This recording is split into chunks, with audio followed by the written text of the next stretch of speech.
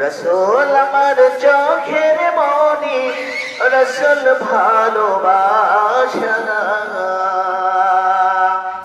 এক নজরে তোমায় দেখতে আমার মনে বড় আশা, এক নজরে তোমায় দেখতে আমার মনে বড় আশা। রাসূলকে আমরা দেখতে চাই।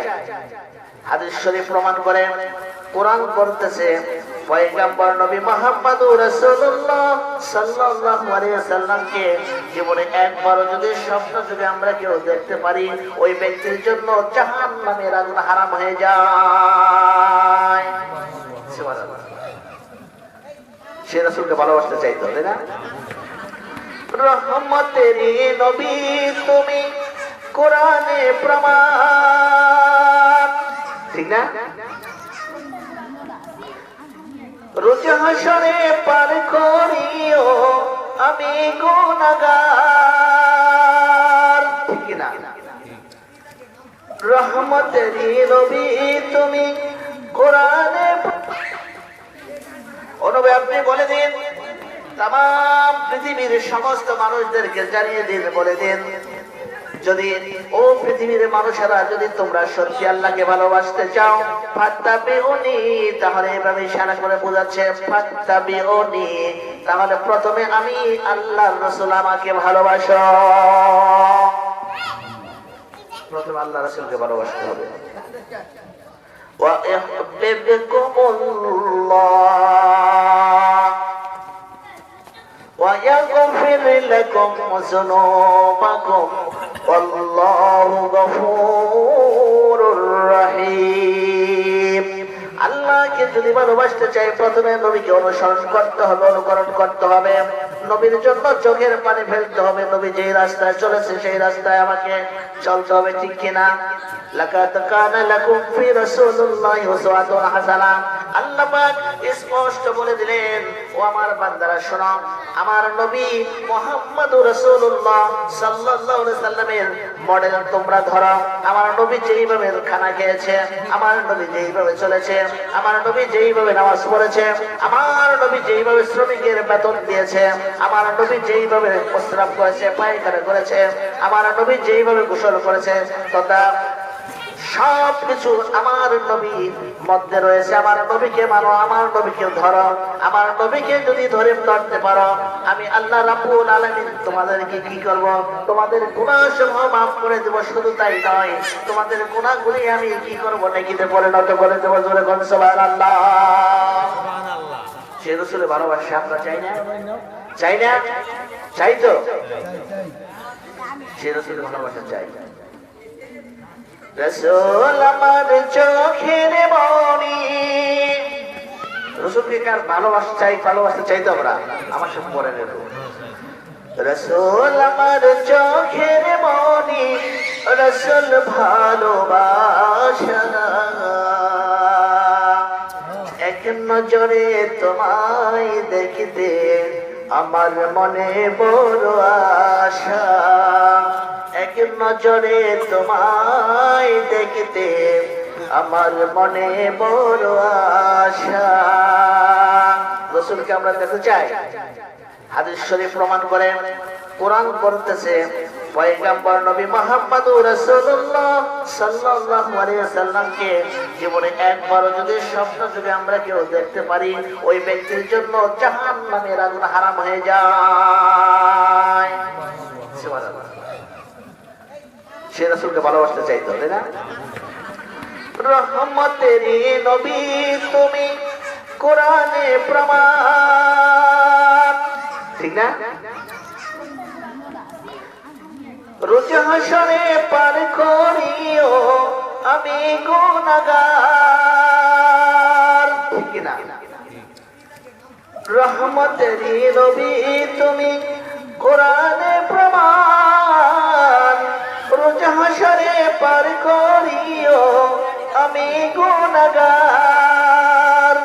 তোমার নামে রৌশনীতে, পরের সবাই, তোমার নামে রৌশনীতে দিও ভালোবাসা, রাসূল আমার চোখের মনি, আমার ভালোবাসা। রাসূল আমার চোখের মনি, রাসূল ভালোবাসা।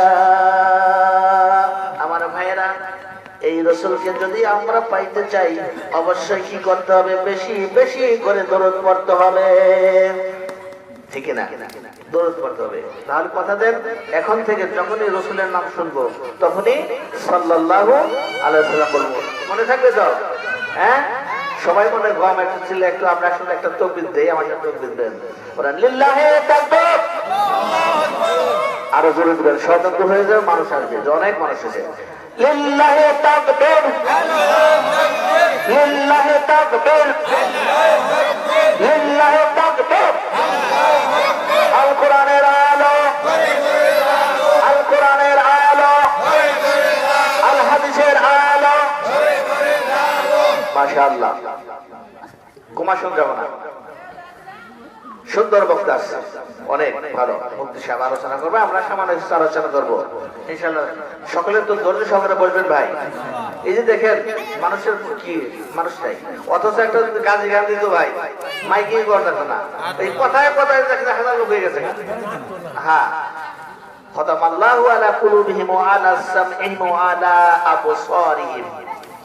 বুঝে আমার আগের বক্তা বলে গেছে, কি করছে? মোহর মেরে দিয়েছে, কলবের মধ্যে মোহর মেরে দিয়েছে, চোখের মধ্যে কি সিল মেরেছে, কলবের মধ্যে মোহর মারছে, সিল মারছে চোখের মধ্যে।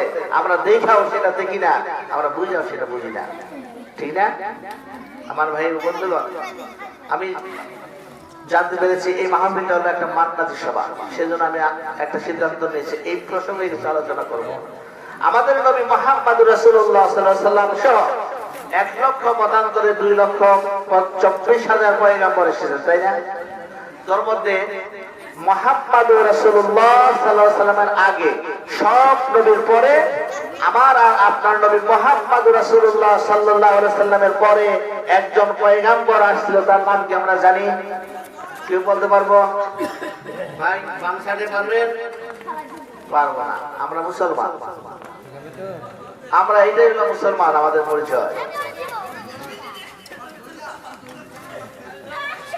1,92,24,000 পয়গম্বর এর পরে এবং আমার এবং আপনার নবীর আগে একজন পয়গম্বর আল্লাহ পাঠিয়েছিলেন, তার নাম হলো ঈসা আলাইহিস সালাতু ওয়াস সালাম।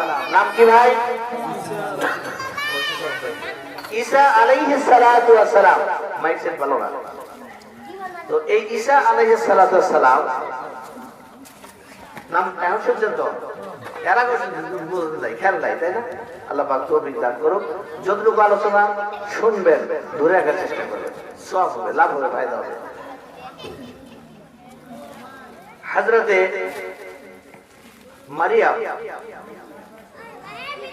এর মা, মারিয়াম আলাইহিস সালামের মার নাম কি তা কি জানি আমরা? মনে হয় না, হান্না।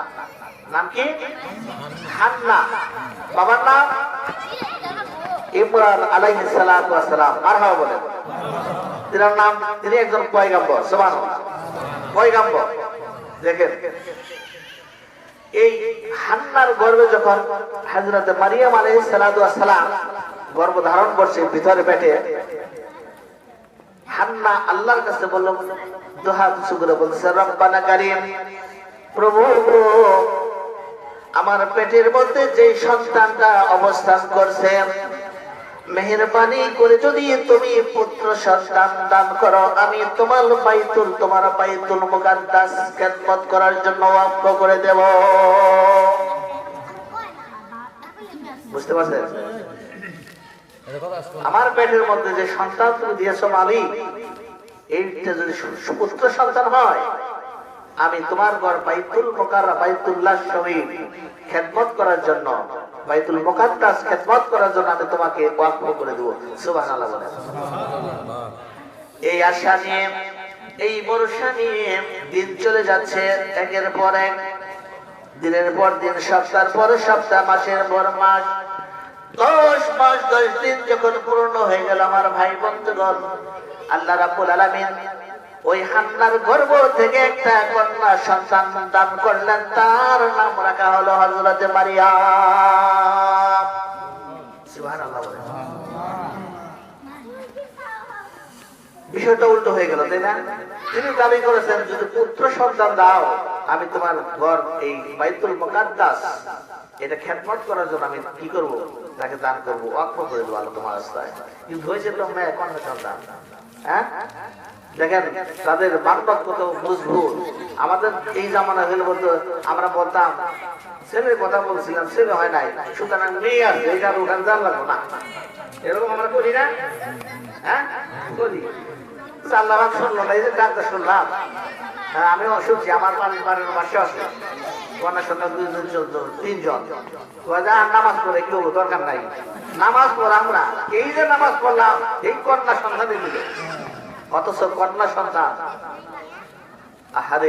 হাদিস শরীফ আছে, যখন একটা কন্যা সন্তান কোন ঘরে আসে আল্লাহর রহমতের ফেরেশতা ওই কন্যা সন্তানের মাথায় হাত বুলাতে থাকে আর বলতে থাকে, এই যে নরম একটা কন্যা সন্তান, নরম মানুষ আল্লাহ তুমি এখানে দান করছো, এই মালিককে দান করেছো, এই কন্যা সন্তানটাকে যদি দিন ইসলাম শিক্ষা দিয়ে সুন্দরভাবে যদি তার বাবা মা যদি তাকে যদি বিবাহ বন্ধন দিতে পারে, তাহলে এই কন্যা সন্তান সহ তার বাবা মা রাসূল আকরাম সাল্লাল্লাহু আলাইহি সাল্লামের সাথে একত্রে জান্নাতে বসবাস করে। জোরে বল সুবহানাল্লাহ। এই হাদিস কিন্তু ছেলেদের ক্ষেত্রে নাই, মুফতি সাহেবরা আছে মেয়েদের ক্ষেত্রে। তাহলে বোঝেন মেয়েদেরকে আল্লাহ পাক কত ভালোবাসে, ছেলেদের থেকেও। ঠিক আছে, হযরত হান্না তিনি চিন্তায় পড়ে গেলেন, বিশাল চিন্তায় পড়ে গেলেন। আমি তো বলেছিলাম পুত্র সন্তান দেব, এবার তো কন্যা সন্তান, তাহলে মসজিদে আমি কেমনে দিয়ে দেই? আবার তিনি মনস্থ করেন অসুবিধা নাই, আমার মালিক যা করেছে যেটা দিয়েছে দিয়ে আমি খুশি। মেয়েটাকে কোলে নিয়ে যখন বাইতুল মুকাদ্দাসে যখন চলে গেলেন, বাইতুল মুকাদ্দাসে নিযুক্ত ইমাম সাহেব এবং মুয়াজ্জিম সাহেব এই কন্যা হযরতে মারিয়ামের সুন্দর ফুটফুটে চেহারা দেখিয়া, তার ভালোবাসা দেখিয়া, তার চোখ দেখিয়া, তার শরীর দেখিয়া মুগ্ধ হয়ে সকলেই তাকে নেওয়ার জন্য প্রস্তুত। ইমাম সাহেব নেওয়ার জন্য প্রস্তুত, মুয়াজ্জিম সাহেবও নেবে। তবে বাইতুল মুকাদ্দাসে ওই সময় 2 জন খতিব ছিল, 2 জন খতিব, 2 জন মুয়াজ্জিন। এখনো দেখবেন আরব কান্ট্রিতে যারা গেছে, আমাদের দেশে আমরা তো গরিব ভাই, এক মসজিদে মুয়াজ্জিনের কাজ করি, ওই খতিবের কাজ করি, আমাদের ইমামতির কাজ করি, ঠিক না? এখনো যারা দেখবেন আরব কান্ট্রিতে গেছেন, দেখবেন যে 2টা করে খতিব এবং 2টা করে মুয়াজ্জিন, মসজিদকে পরিষ্কার করার জন্য আরেকটা সেবার। সুবহানাল্লাহ। ওই সময় 5-7 জন লোক এখন মরিয়মকে নেওয়ার জন্য সকলেই প্রস্তুত। তার সুন্দর চেহারা একদিকটা, আরেক দিকটা মরিয়ম হলো তাদের পূর্বপুরুষ, তাদের পূর্ব ইমাম অর্থাৎ সাবেক ইমাম হযরত ইমরান আলাইহিস সালাতু ওয়াস সালামের কন্যা। সুবহানাল্লাহ। তার একটা খটকা বাজে গেল, কেমনে না যায়, মেয়ে হলো একটা 5-7 জন প্রার্থী, একটা লটারির ব্যবস্থা করলো ভাই। লটারি সে যুগে ছিল, তবে লটারি আর এখনকার যুগ আর তখনকার যুগ পার্থক্য আছে, সব কিছু আছে, তবে পার্থক্য। লটারি ছিল না তা না, একটা লটারির ব্যবস্থা করা হলো। লটারি কি হলো আপনার, সেটা সিদ্ধান্ত হলো, সেটা হলো যে এই যে জর্ডান নদী দেখা যায়, যে এই জর্ডান নদীর মধ্যে যারা যারা এই মেয়েটাকে নেওয়ার জন্য প্রস্তুত, সকলেই একটা করে কলম ছেড়ে দিবেন। সুবহানাল্লাহ বলে। নদীতে ভীষণ স্রোত, কি ভীষণ স্রোত, ও একটা করে কলম ছেড়ে দিবেন। এই যার কলমটা ভাসবে, ডুবে যাবে না, এবং নদীর স্রোত যাচ্ছে মাটির দিকে, মাটির দিকে কলমটা যাবে উজানের দিকে, স্রোতের বিপরীত দিকে। ওই লোকটাই এই মেয়েটার খেদমতে থাকতে দিতে পারবে, তাছাড়া কেউ পারবে না। বিশাল একটা পরীক্ষা। সুবহানাল্লাহ। আমার বন্ধুগণ, সিদ্ধান্ত অনুযায়ী সকলেই কলম ছেড়ে দিলেন। সকলের কলমগুলো ডুবে গেল এবং পানির স্রোতের দিকে ভিন্ন দেশে চলে গেল। কিন্তু জাকারিয়া তিনিও পয়গম্বর। হযরত জাকারিয়া আলাইহিস সালাতু ওয়াস সালামের কলমটা পানির নিচে চলে গেল না এবং স্রোতের নিম্ন দেশে না যে স্রোতের উপরের দিকে তথা বিপরীত দিকে কলম চলতে শুরু করলো। এই দৃষ্টান্ত দেখে বাকি যারা এখানে ইফতার বই দিয়েছিলেন সকলেই আশাবাদী ছেড়ে দিল, আমার ভাগ্য আর হবে না। এবার আল্লাহ রাব্বুল আলামিন হযরতে জাকারিয়ার নেতৃত্বে জাকারিয়ার কাছে ওই মারিয়াম আলাইহিস সালাতু ওয়াস সালামের খেদমতের ভার দায়িত্ব উঠিয়ে দিলেন। যখন সুবহানাল্লাহ। কেন উঠিয়ে দিলেন? আল্লাহ হচ্ছেন তিনি হচ্ছেন হিকমতওয়ালা। জাকারিয়ার স্ত্রী হলো মারিয়ামের খালাম্মা, তার মানে হান্নার বোন। দেখেন আল্লাহর কি হয়ে হিকমত, আল্লাহর হিকমত ধরা যায় নাকি? কেউ ধরতে পারে? সেজন্য আমরা বলি নদীর পার বাঁকে ওপার ঘরে, এই তো নদীর খেলা। সকাল বেলার আমির তুই ফকির সন্ধ্যা বেলা। ঠিক না?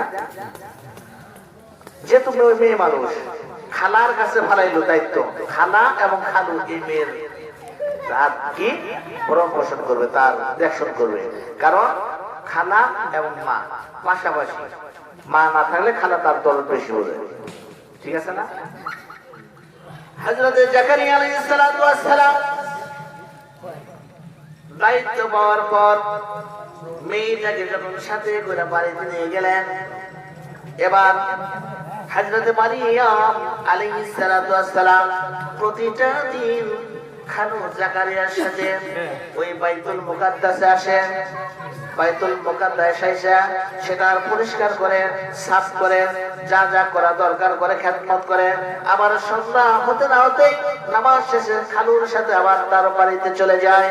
এইভাবে করে চলছে একের পর একদিন, মাসের পর মাস, বছরের পর বছর চলছে। আমার বন্ধুগণ, হঠাৎ করে একদিন জাকারিয়া আলাইহিস সালাতু ওয়াস সালাম মেয়ে মারিয়ামকে ঘরের মধ্যে রাইখা ওই মসজিদের মধ্যে রাইখা তালা ঝুলিয়ে দিয়েছেন। 3 দিনের জন্য সফরে গেছেন, 3 দিন বন্ধ। 3 দিন পরে হঠাৎ করে মারিয়ামের কথা হযরত জাকারিয়া আলাইহিস সালাতু ওয়াস সালামের মনে পড়ে গেছে। চিৎকার করতে করতে দৌড়ে আসছে বাইতুল মুকাদ্দাসে। হায় হায়, ও প্রভু, প্রভু গো, কি একটা সর্বনাশ করলাম। 3টা দিন পার হয়ে যায়, ঘরের মধ্যে আবদ্ধ মারিয়াম।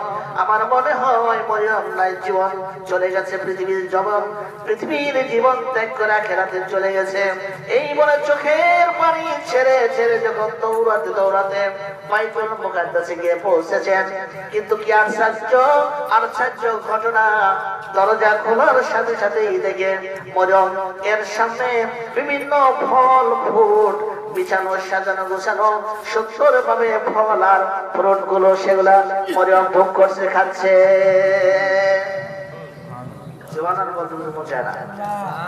কালকে বলবেন? খারাপ লাগে? বাস আর তো ইনশাল্লাহ আরো ভালো লাগবে ইনশাল্লাহ। জিকির করি লা ইলাহা ইল্লাল্লাহ, লা ইলাহা জোরে লা ইলাহা ইল্লাল্লাহ, লা ইলাহা জোরে লা ইলাহা ইল্লাল্লাহ, বলো লা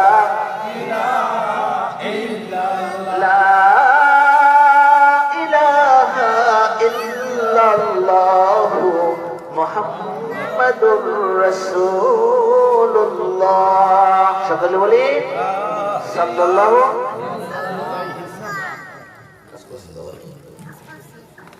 বন্ধুগণ, তাহলে দেখেন যে ফল ফ্রুট এর অভাব নাই, খাইতেছে। সুবহানাল্লাহ বলেন। কে দিতে খাবার? আল্লাহ। জাকারিয়া জিজ্ঞেস করলো, ইয়া মারিয়াম, ওই ভাই লাইলা কোথায় থেকে আসলো? হযরত মারিয়াম বলে, খালু গো, আমার প্রভু জান্নাত থেকে আমার জন্য খাবার পাঠিয়েছে। সুবহানাল্লাহ। এর মধ্যে মারিয়ামের বয়স 14 যখন উপনীত হয়ে গেছে, হঠাৎ করে মেন্স আসছে, গোসল শুরু করছে, গোসল করতেছে। আমাকে রক্ষা করো মালিক, আমি তো পবিত্র। কোথায় থেকে আসলে যুবক? এই কথা বলতে না বলতেই যুবক জবান করে বলতেছে, ও মরিয়ম, আমি আল্লাহর ফেরেশতা হযরতে জিবরাইল আলাইহিস সালাতু ওয়াস সালাম। এবার মরিয়ম বলতেছে, ঠিক আছে, আপনি হলেন আল্লাহর ফেরেশতা জিবরাইল, দেখুন এইখানে আপনি কেন মতলব কি? এবার জিবরাইল বলে, মরিয়ম রে, আমার রব্বুল আলামিন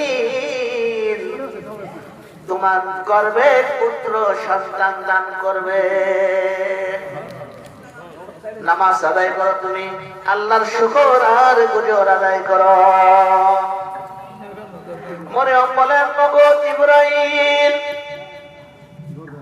সবে মাত্র আমার বয়স 14 বছর, আমার তো বিবাহ সাথে হয় নাই, কারোর সাথে কোনো বিবাহ হয় নাই, কোন পুরুষ তো আমাকে স্পর্শ করে নাই গো জিবরাইল, কেমনে সন্তান হবে আমি বুঝতে পারি না। জিবরাইল বলে, মারিয়াম রে, তোমার রব পিতা ছাড়া পুত্র সন্তান তোমার গর্ভে দিবে, এটা আল্লাহ পাকের কুদরতি ইচ্ছা। এমনি করে কথোপকথন চলছে, হঠাৎ করে ফু মারছেন মুখের মধ্যে। যখন ফু মারছেন, জিবরাইল পেটের মধ্য থেকে আওয়াজ আসলো, আনা আবদুল্লাহ, আমি আল্লাহর গোলাম। সুবহানাল্লাহ বলে, আমি আল্লাহর গোলাম। সুবহানাল্লাহ।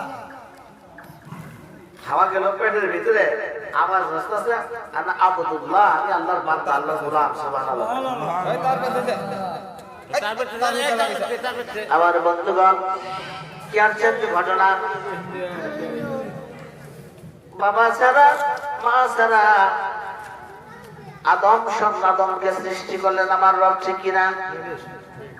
আদম আলাইহিস সালাতু ওয়াস সালামকে সৃষ্টি করলেন, তৈরি করলেন। আমাদের আদি পিতাকে বলেন বলতে কি না, আদি পিতা হলো হযরত আদম আলাইহিস সালাতু ওয়াস সালাম। একটা মুসলমানের কয়টা বাবা আমরা জানি নাকি? জানি। একটা বলেন তো কয়টা? একটা মুসলমানের 4টা পিতা। সুবহানাল্লাহ বলেন। 1 নাম্বার হযরত আদি পিতা আদম আলাইহিস সালাতু ওয়াস সালাম। নাম্বার 2 জাতির পিতা হযরত ইব্রাহিম আলাইহিস সালাতু ওয়াস সালাম। কোন হাবিজ যাবে হইতে পারে না। জাতির পিতা হযরত ইব্রাহিম আলাইহিস সালাতু ওয়াস সালাম। 3 নাম্বার হলো আপনার আমার জন্মদাতা পিতা। 4 নাম্বার হলো রূহানি পিতা, আখিরি জামানার পয়গম্বর নবী মুহাম্মদুর রাসূলুল্লাহ সাল্লাল্লাহু আলাইহি ওয়াসাল্লাম। সুবহানাল্লাহ। বুঝতে পারছেন? বুঝে থাকবেন। কেউ জিজ্ঞেস করলে পারবেন বলতে যে একটা মুসলমানের কয়টা পিতা? উল্টা কথা বলবেন না, ঠিক আছে? 3টা 5টা 7টা। আমার এক মূল্য বলতো 6টা। ওই বিয়ে করছি, হ্যাঁ বাপ, ঠিক আছে, তোমার দেখলাম, মানলাম, তুমি বউটা ফেলে দিলে, আরেকটা বিয়ে করলাম, তাহলে কি করলো? আরেকটা করলাম, তোর যা কোনো কথা না। আছে না এরকম মানুষ? আছে, সমাজের মধ্যে আছে। 4টা পিতা, একটা মুসলমানের 4টা পিতা।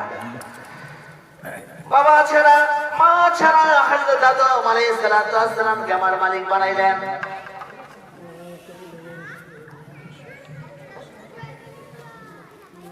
যতটুকু জানালে আরো 2-3 ঘন্টা বসে আছে, যতটুকু কত পারা যাবে।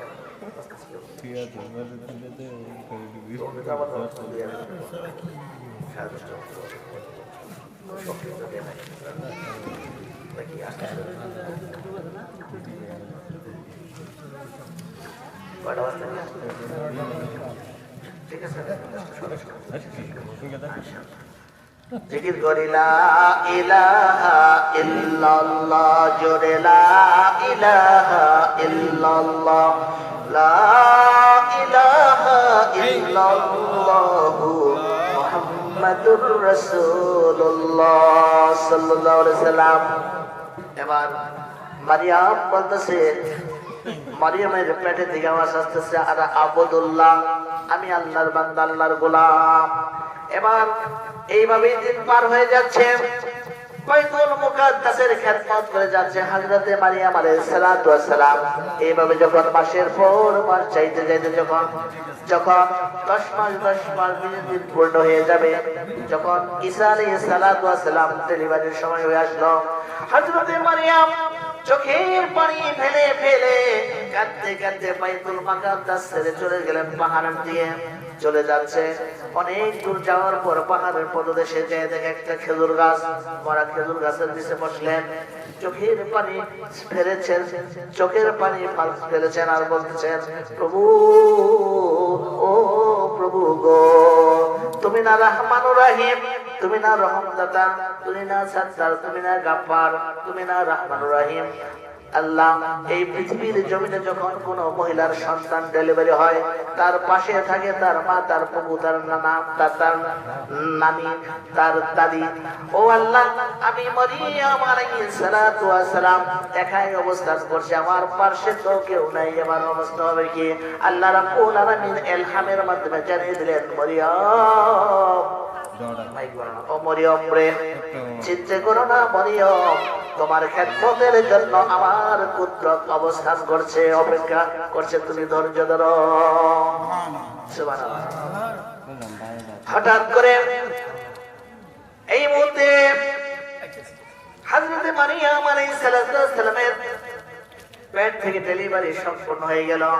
হযরত ঈসা আলাইহিস সালাম দুনিয়া আসলেন।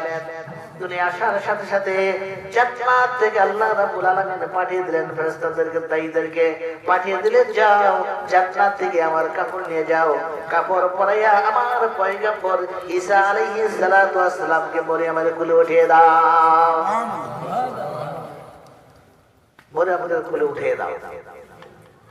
আমার ভাইরা, এবার আল্লাহ পাক বলতেছেন, ও মরিয়ম, তুমি তোমার পুত্র সন্তান ঈসাকে দেখে তুমি প্রাণ ভরো, আদর করো, আনন্দ ভোগ করো। হযরত ঈসা আলাইহিস সালাতু ওয়াস সালাম, হযরত মারিয়াম আলাইহিস সালাতু ওয়াস সালাম ঈসা আলাইহিস সালাতু ওয়াস সালামকে দেখে তিনি শান্তি ভোগ করতেছেন, আনন্দ ভোগ করতেছেন।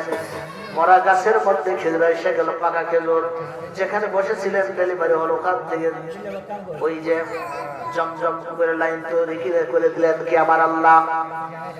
জমজমের পানির লাইন এসে ওখানে উঠে গেল, অটোমেটিক পানি বের হচ্ছে। তৃপ্তি সহকারে পানি পান করলেন আর খেজুর খাইতে শুরু করলেন।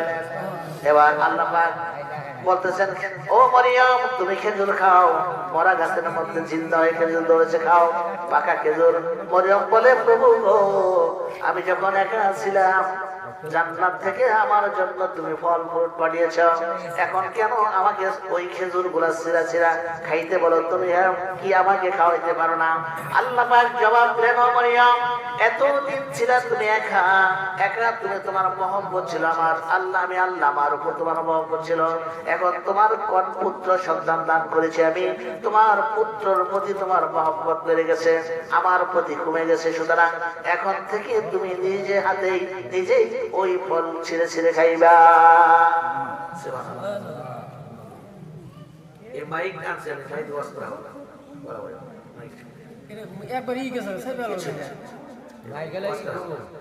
আমার বন্ধুগণ,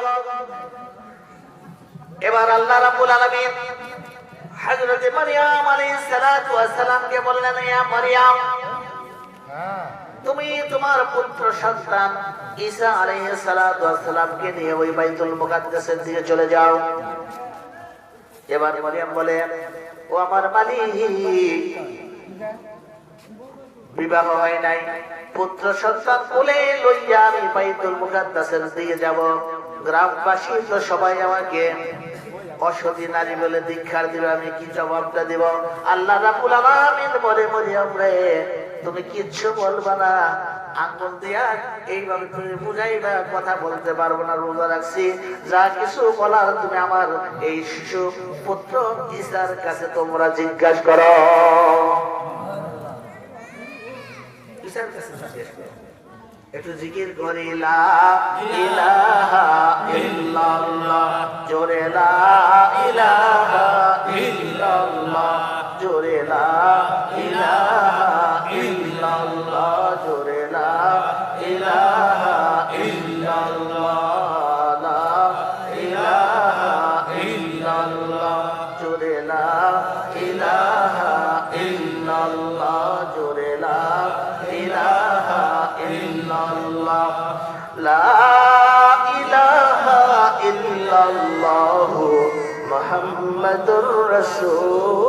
রাসূলুল্লাহ সাল্লাল্লাহু আলাইহি ওয়াসাল্লাম।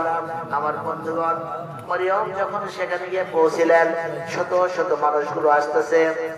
ইহুদিরা খবর কানে কানে মানুষের, মরিয়মের বিবাহ হয় নাই, বিবাহ হয় নাই, বন্ধন হয় নাই, অথচ এই পুত্র সন্তান সে কোথায় পাইল? তিনি হচ্ছেন অসতী। ইহুদিদের ছেলে, লিডার পার্সনের ছেলেরা দৌড়ে আসছে, আছে না? আমাদের এখানে কোনো ঘটনা ঘটাতে নেতা আছে না, দৌড়ে যায় মুশকিল, যায় সামনে দেয়া উনি যে কয়টা দর্শন করছে তার কোনো খবর নাই, কয়টা টাকা দিয়ে করছে, চুরি করছে, খবর নাই। এই কি করছো, এটা তুমি কি করলা? কোরআন এরকম পায় না? যাইয়া বলতেছে, মারিয়াম তোমার বাবাও কোনো পয়গাম্বর, তোমার ভাই হারুন আলাইহিস সালাম পয়গাম্বর, মুসা আলাইহিস সালাম পয়গাম্বর, তুমিও সতী নারী, এই অসৎ একটা কাজ তোমার দ্বারা কেমনে ঘটলো? জবাব দাও, কেমনে ঘটলো? জবাব দাও। এবার হযরতে মারইয়াম আলাইহিস সালাতু ওয়াস সালাম আল্লাহর শিখানো কথা আঙ্গুল দিয়ে বলতেছে, আমি কিছুই বলতে পারবো না, রোজা রাখছি, যা কিছু জিজ্ঞেস করতে হয় আমার শিশু ছেলে ঈসা আলাইহিস সালাতু ওয়াস সালামকে জিজ্ঞেস করুন। এবার ইহুদি লিডার যারা আছে, এই কয় এটা কথা হইলো, ইসলামী করো, অবৈধভাবে সন্তান গ্রহণ করছো, আবার রোজা রাখছো, ফাইজলামি করার কোনো জায়গা পাও না, এই সন্তান গুলো বলো, কিছু বলতে আমার জিজ্ঞাসা করো। এবার জিজ্ঞাসা করে ইশারা করতেছে, এই ছোট্ট ছেলে তুই কি করবি, বল কি বলবি? আমার বন্ধুগণ, কোরআনের মধ্যে আছে সূরা মারআম 30-31 নম্বর আয়াত আছে, কি সুন্দর করে জবাব দিচ্ছেন, কি সুন্দর করে এই কথা যখন বলছে না, ওই কুলের ছেলে, ছোট্ট ছেলে মায়ের স্তন মুখে দিয়ে দুধ পান করতেছে, যখন জিজ্ঞেস করছে, এই ঈসা তুই কেমন এলি বল, মায়ের স্তন ছেড়ে দিয়ে এত বড় বড় করে চাইছে। ইহুদি লিডার নেতার মিয়া বলছে, কয় আনা আব্দুল্লাহ, লাভ দিয়ে 10 হাত থাকে বলে, ওই কই কি ছোট্ট ছেলে কথা বলে, আনা আব্দুল্লাহ, আমি আল্লাহর গোলাম, আমি আল্লাহর গোলাম। ক্বালা ইন্নী আবদুল্লাহ আতানিয়াল কিতাবা ওয়া জাআলানি নাবিয়্যা, বলতেছে শোনো, আমি শুধু আল্লাহর গোলাম নই, আতানিয়াল কিতাবা, আল্লাহ পাক আমাকে কিতাব দান করেছেন, ওয়া জাআলানি নাবিয়্যা, আমাকে নবুয়তের দায়িত্ব দিয়ে পৃথিবীতে পাঠিয়েছেন। সুবহানাল্লাহ বলে, ওয়া জাআলানি মুবারাকান আইনামা কুনতু ওয়া আওসানি বিস সালাতি ওয়াজ যাকাত মা দুমতু হাইয়া, আমি যতদিন পর্যন্ত এই পৃথিবী থাকি, যেখানে থাকি, যেভাবে থাকি, আমার মিশন চলবে এই পৃথিবী থেকে সমস্ত কুসংস্কার, হত্যা, ধর্ষণ, নির্যাতন, জুয়া, ব্যভিচার, অত্যাচার, ঘুষ, সুদ, সব করে সব কিছু এই পৃথিবী থেকে সরিয়ে দিয়ে আল্লাহর জমিনে আল্লাহর আইন চালু করা। সুবহানাল্লাহ। এই কথা শুই না তো নিশ্চয়ই আল্লাহর পয়গাম বলো, ছোট্ট ছেলে কথা কয়, নিশ্চয় আল্লাহর বড়, তিনি নিশ্চয়ই আল্লাহর পয়গাম্বর। সুবহানাল্লাহ বলে। আমার বন্ধুগণ, এবার বনি ইসরাইল, ইহুদি যারা, বনি ইসরাইল আছে না, এই জাতি, এই বনি ইসরাইলের লোকেরা প্রতিটা দিন, প্রতিটা ক্ষণ হযরত ঈসার পাশে বসে, হযরত ঈসা আলাইহিস সালাতু ওয়াস সালাম তিনি তার সুন্দর কণ্ঠ দিয়ে সুন্দর ভাবে হযরত মুসা আলাইহিস সালাতু ওয়াস সালামের উপর নাযিলকৃত তাওরাত কিতাব তেলাওয়াত করে শোনায়। সুবহানাল্লাহ।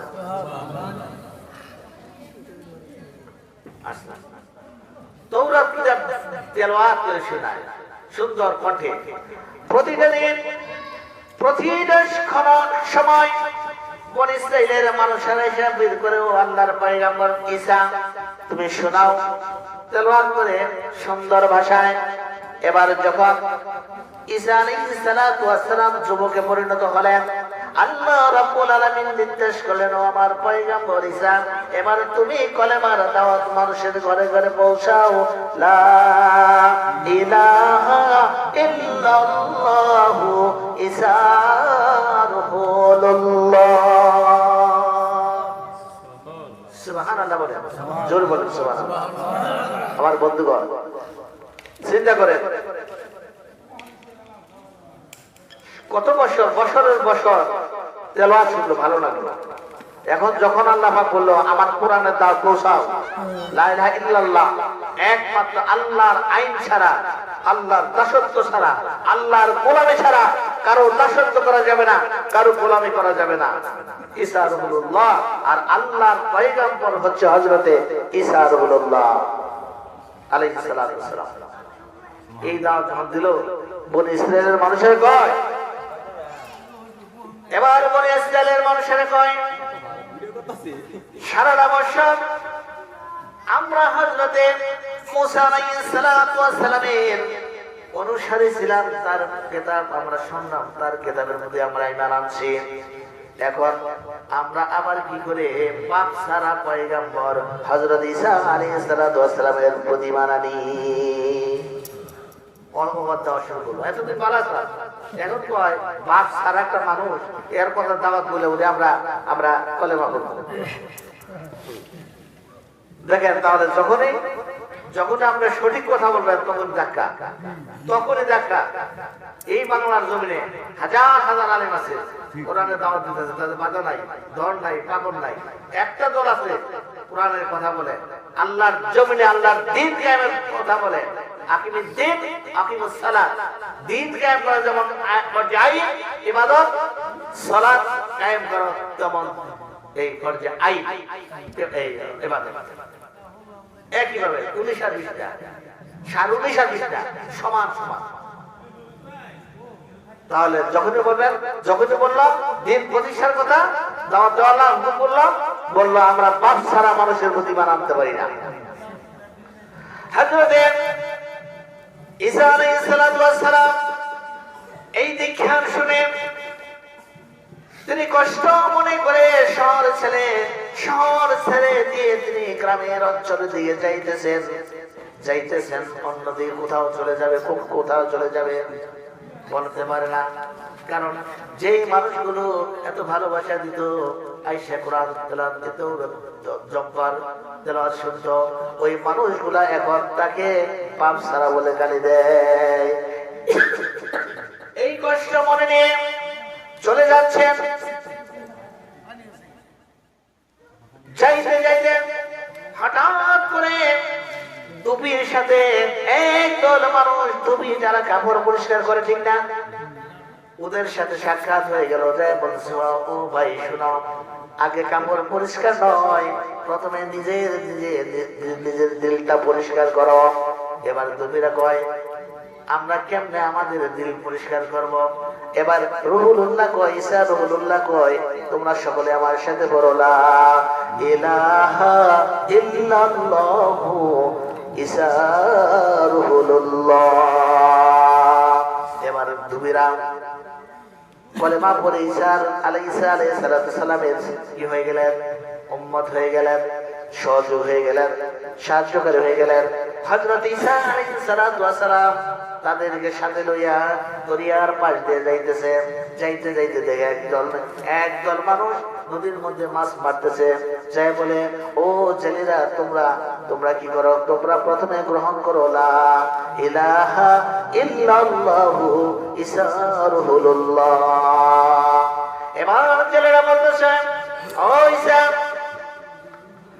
আলাইহিস সালাতু ওয়াস সালাম, এই পৃথিবীর জমিনে যত পয়গম্বর এসেছে, যত নবী ও রাসূল এসেছে, তাদের প্রত্যেকেরই কোনো না কোনো মুজিজা ছিল, তারা মুজিজা প্রকাশ করেছে প্রথমে। এবার তোমার মুজিজা কি একটু দেখাও, তোমার মুজিজা দেখার পরে তোমার প্রতি ঈমান আনবো। হযরত ঈসা আলাইহিস সালাম বলতেছেন, কি মুজিজা তোমরা দেখতে চাও? এবার জেলেরা বলতেছেন, ও ঈসা আলাইহিস সালাম, তোমার রব এই মুহূর্তে এই মুহূর্তে এই সময়ে আকাশ থেকে কি আমাদের জন্য খাদ্য পৌঁছাইতে পারবে? যদি মেহেরবানি করে দেখাইতে পারো আল্লাহর পয়গম্বর দাবিদার তুমি, আমরা কথা দিলাম তোমার প্রতিমান আনবো, তোমার আল্লাহর দাসত্ব করব। আমার ভাইরা, হযরত ঈসা আলাইহিস সালাতু ওয়াস সালাম তিনি ময়দানে গিয়ে দুহাত উঁচু করে বললেন, রব্বুল আলামিন পয়গম্বরের দায়িত্ব দিয়ে পাঠিয়েছো, নবুয়ত প্রকাশ, নবুয়তের নির্দেশনা চাচ্ছে, মুজিজা চাচ্ছে, গো মালিক তোমার কাছে দরখাস্ত জানাই, ওরা আমার কাছে খানা চেয়েছে তোমার তরফ থেকে। মালিক এই মুহূর্তে যদি আকাশ থেকে যদি তুমি খাদ্য না পৌঁছাও, আমি আল্লাহ তোমার পয়গম্বর এটা গ্রহণ করবে না, আমি মিথ্যাবাদী বলে ঘোষণা হয়ে যাব, আমি সাব্যস্ত হয়ে যাব। কারণ আমি কথা দিয়েছি আমার মালিক তোমরা চাইলে খাদ্য পৌঁছে দিতে পারে। হযরত জিবরাইল হঠাৎ করে মুহূর্তে আয়েশা সালাম দিয়ে বলতেছে, ইয়া ঈসা আলাইহিস সালাতু ওয়াস সালাম, চিন্তার কোনো কারণ নেই, আমার মাওলা তোমার মাওলা আকাশ থেকে জান্নাত থেকে এই মুহূর্তে খাদ্য পাঠাবে। তবে গো শোনো, যারা এই খাদ্য খাবে